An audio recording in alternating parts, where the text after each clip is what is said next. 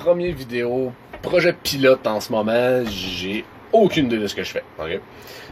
J'ai décidé comme premier épisode de ce qu'on peut appeler notre podcast, I guess, de vous présenter la compagnie, d'où ça partit, on est qui, qu'est-ce qu'on fait, pourquoi qu'on est là.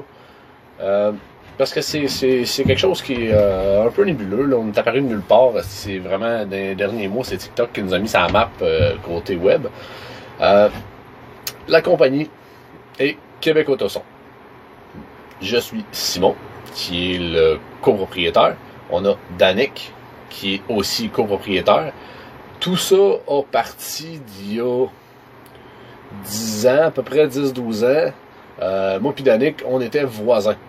Moi pis Danick, on se connaît depuis le secondaire, ça fait au-dessus de 15 ans qu'on se connaît. On était voisins. On était membre d'un forum qui s'appelait à l'époque audiodoto.com. Le forum a fermé, laissant tout le monde sans trop de ressources. On était habitué à une belle communauté. Là, on n'avait plus personne. Donc, nous, on s'est dit, tiens, on va fonder Club Québec Autoson. On est parti sur une base de forum. Dans le temps, ça vous dit l'âge qu'on a pour les plus jeunes, qui n'ont pas connu les forums. Rapidement, on est migré vers Facebook.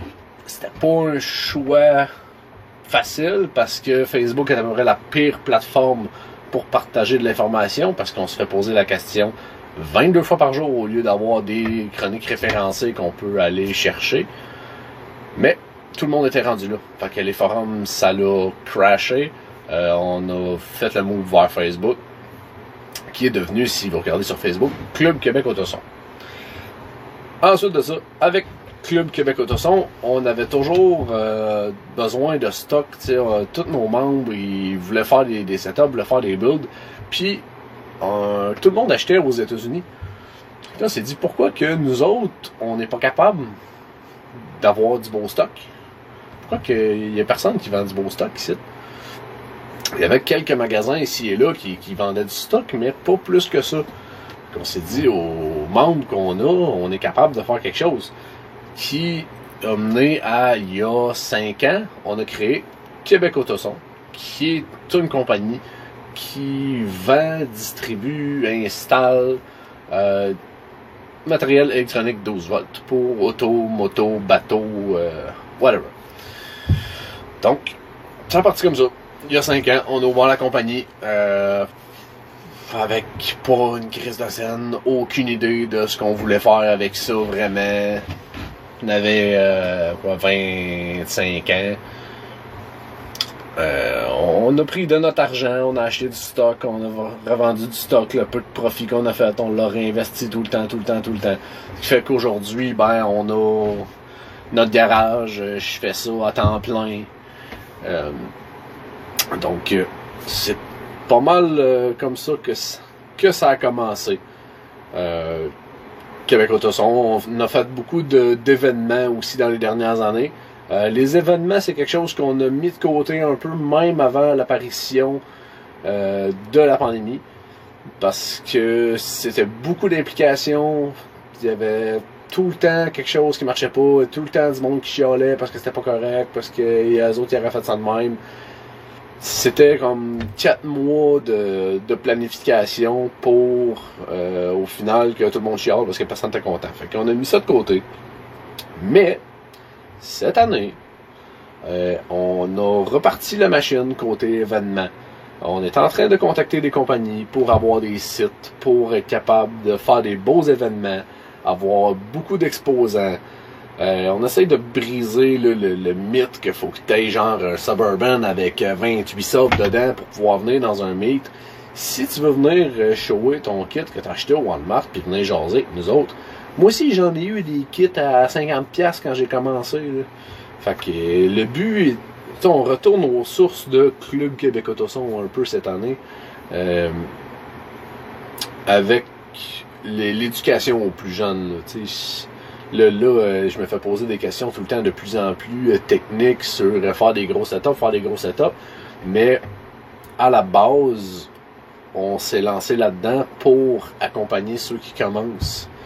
c'est ce qui a fait que certains n'aimaient pas notre club aussi, parce que on aidait les nouveaux qui posaient des questions de nouveaux. Mais ça a toujours été ça, le but de Québec Autoson, d'aider les nouveaux, aider les gens qui commencent.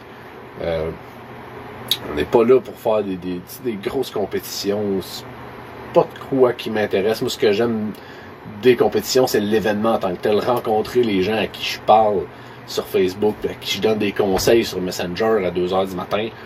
Qui, parenthèse, si vous pouvez attendre à genre 8-9h le lendemain matin, ça serait nice. Quand vous me textez genre à 11h, minuit, 1h, avec 22 points d'interrogation, c'est pourquoi tu réponds pas, j'adore Calice. Fin de la parenthèse. Donc, c'est ça.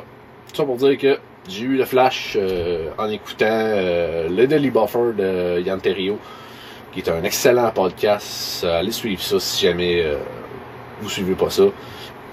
La plus belle chose sur la terre, c'est voir Yann péter une coche sur n'importe quoi. Il m'a donné le goût d'aller vers un format podcast pour aller plus en profondeur, faire des épisodes qui sont un peu plus longs, pas être contraint dans le temps, être plus libre un peu de ce que je veux dire, ce que je veux faire dans une mesure acceptable socialement. C'est ça. Parce que TikTok, c'est bien le fun, ça va vite, mais le fait que ça aille vite, ça a aussi un désavantage que ça essaie d'expliquer des concepts très compliqués en moins de 3 minutes. Puis si on veut que la vidéo lève, faut que ce soit genre en moins de 30 secondes idéalement. Okay, c'est pas évident, là. Fait que c'est ça. Si vous avez des questions, vous pouvez me les partager par whatever la plateforme que vous voulez. Si vous voulez que ce soit répondu en quick, que je peux le faire sur, pas celui au chocolat, là, mais je peux le faire sur TikTok pour que ce soit rapide. Si vous voulez des réponses vraiment plus détaillées, pour l'instant, ça va être mis sur notre chaîne YouTube. Si l'intérêt est là, peut-être qu'ils vont faire une version audio pour aller sur des plateformes comme Spotify, mais pour ce qu'on fait, je ne sais pas à quel point ça peut être clair en audio de se faire expliquer un système de son en audio. En tout cas, si le besoin est là, on va s'ajuster avec le temps, on va faire comme on a toujours fait. On lance ça, si on a un bon feedback, ben je vais continuer d'injecter du temps là-dedans, puis on va lancer la machine. Donc, soyez indulgents, j'ai aucune idée de ce que je fais en ce moment. Les podcasts, je connais rien là-dedans. On a du bon petit gear, genre correct pour faire ce qu'on fait. Moi, dans la vie, j'installe des systèmes de son. Je suis pas quelqu'un qui parle beaucoup dans la vie en plus. Puis là, ça me laisse tout seul à parler dans le vide, à jaser comme une ring light. C'est vraiment pas ma zone de confort. Donc, tout ça pour dire, ça fait 10 minutes que si je déblatère, déjà là, ça va bien. Tous les sujets que je me fais poser 22 fois par jour sur TikTok, ils vont se retrouver ici, ils vont être pinés ici, puis je vais juste vous référer aux vidéos qui vont être ici. Tous les sujets qui vont venir vraiment compliqués, tu sais, comment bâtir une boîte de sub, là, je peux pas vous expliquer ça en 3 minutes, parce que là, les gens me reprennent, non mais là, c'est pas de même, faut que tu fasses ça, là, faut que tu comptes ça, là t'as pas dit, fallait que tu comptes ça. Je le sais, tabarnak, mais c'est juste 3 minutes. Ça m'a pris à peu près 5 ans à comprendre comment faire une bonne boîte de sub efficacement, puis il faut que je te l'explique en 3 minutes. Toujours bien des hosties de limites, il va falloir que je coupe quelque part. Fait que, c'est pas mal ça qui est ça. Pour le pilote, j'étais juste là pour vous expliquer qu'est-ce qu'on va faire avec ça, où on en est, puis à quoi ça va servir, ce channel-là. Je vais essayer de l'alimenter le plus possible. Quand on va être dans des événements, on va essayer de mettre des vidéos ici aussi d'à quoi ça ressemble. Donc, n'oubliez pas de nous suivre autant que vous nous avez suivis sur TikTok. Ça me fait encore capoter le nombre de followers qu'on a ramassé en peu de temps.